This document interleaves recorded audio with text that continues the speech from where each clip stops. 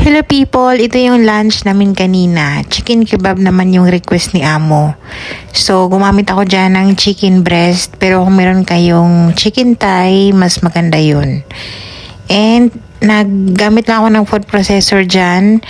Bawang and paminta at kunting ginger at yung yogurt. Ibuhusan natin yan sa chicken. Yung chicken pala naka-cut lang yan ng bite size na pa-cubes. Naglagay tayo ng asin, paminta, coriander powder, chicken powder, naglagay tayo ng paprika, turmeric powder, and naglagay tayo ng olive oil. Then, nagkat tayo ng mga 2 tablespoon ng lemon juice. I-mix lang natin mabuti yan and maganda yan nakamarinate ng overnight. Pero pag walang oras talaga at least 1 hour to 3 hours, pwede na yan. Aside muna natin yan para makamarinate and then nag-prepare tayo ng mga colored bell peppers and onion para isama natin yan sa paglagay dyan sa skewers. So, yung amo ko ay naghahanap siya siguro ng mga recipe na naluto ko dati. Ito parang pang-apat ko pang luto to and ako lang yung nagluto nito dati, hindi sila nag-request and nagustuhan nila kaya nagluto na ako ng pangalawang beses bago ito. So, ito yung pangatlo. And matagal na rin yun. Nung sinundan nito, matagal na rin. Pati yung lunch kahapon, matagal na rin yung mga pagkain na to. Ewan ko ba sa kanya? Good girl. Kasi naman pagpapaulit-ulit dito yung mga anak niya ay hindi na kumakain. Although nasasarapan sila. Pero pagka paulit-ulit na niluluto, hindi na talaga sila kakain. So, nilagay ko na yan at tinusok na natin yan sa skewers or yung bamboo stick. And pag gusto tayo kung ano yung ilagay natin una, kung paano natin i-arrange, basta itusok lang natin yan sa skewers.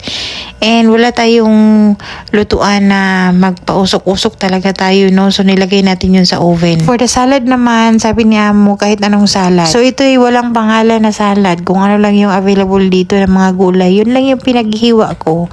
Very refreshing din tong salad na to.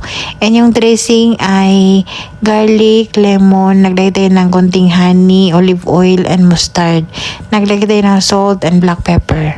Then yung gulay nito for salad ay nakaprepare na yun lahat. Ilagay ko na lang yun sa serving dish pagkakakain sila. Yung chicken, ilagay ko yun sa oven ng mga 45 minutes until hindi siya dapat kailangan mag-dry para mas masarap siya na juicy pa.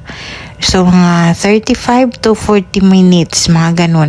And nung naluto na siya, nag-brush ako ng butter. Softened butter. Pero this is optional, parang ikaw. Mas mabango to pagka inihaw nyo sa uling.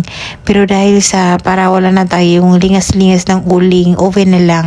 Pwedeng air fryer. Pero ang ginawa ko dyan, nung naluto na ganyan, nagpabaga ako ng uling ng kunti and then nilagay ko sa mangkok na meron siyang oil para umusok.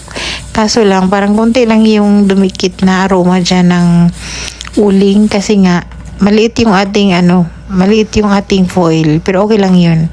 And this time, isi-serve natin yung salad. So, i-mix ko lang yan. And then, yung sauce, sinerve ko lang yun aside. And that's it for today. Tara, kain. Kain tayo.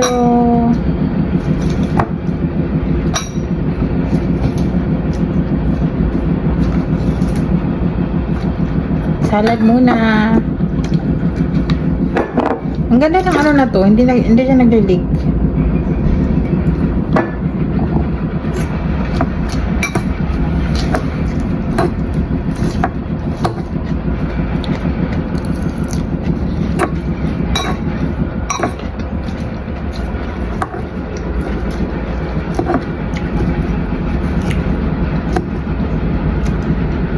Sarap na salad.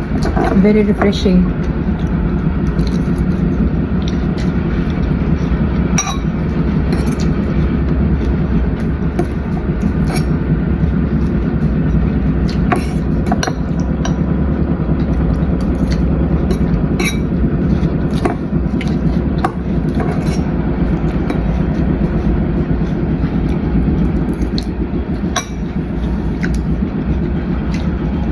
Sausawan na. Maasim naman na pag toyo tsaka ano.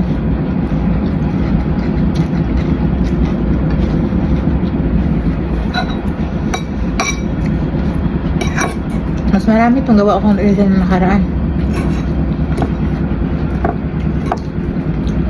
Kapag kainisin na kanin. Ayun lang, walang white rice.